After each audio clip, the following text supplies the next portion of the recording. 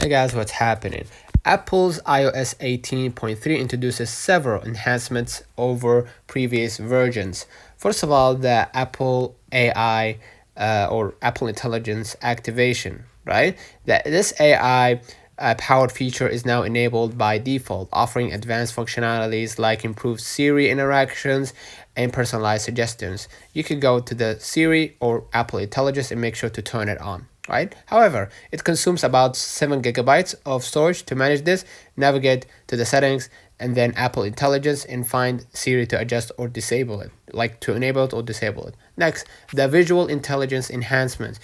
For iPhone 16 users, the camera control now allows you to identify plants and animal and add events to your calendar by scanning details from posters or flyers. As you can see, I opened the camera, but there is nothing to actually scan. But basically, you can do that with the iPhone 16.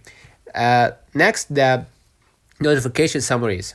Apple has temporarily disabled AI generated summaries for use in entertainment categories to address accuracy concerns.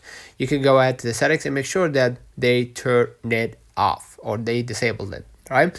A beta warning has been added in settings, and you can manage summaries directly from the lock screen by swiping left on the notification and selecting options. So basically, when you receive a notification, you can swipe left or right and find options, but now they disabled it, right? The calculator functionality restored. The calculator app exclusively allows you to tap equal sign twice, right, to repeat the last operation. A feature reinstated from previous versions. And of course, lastly, the security enhancements. iOS 18.3 addresses over 20 security 20 security vulnerabilities, right? Including critical fixes for core media and WebKit, enhancing overall device security. So the user feedback, basically, in the positive side, many users report smoother performance and bug fixes since updating.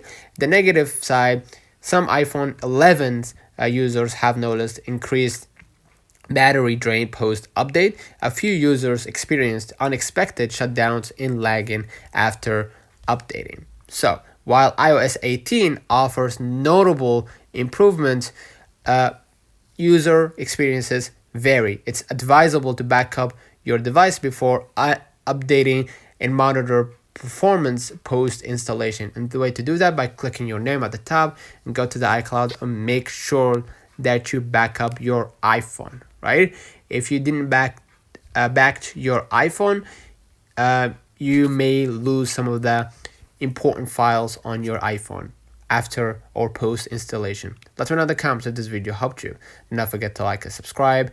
Thank you for watching. Catch you the next time.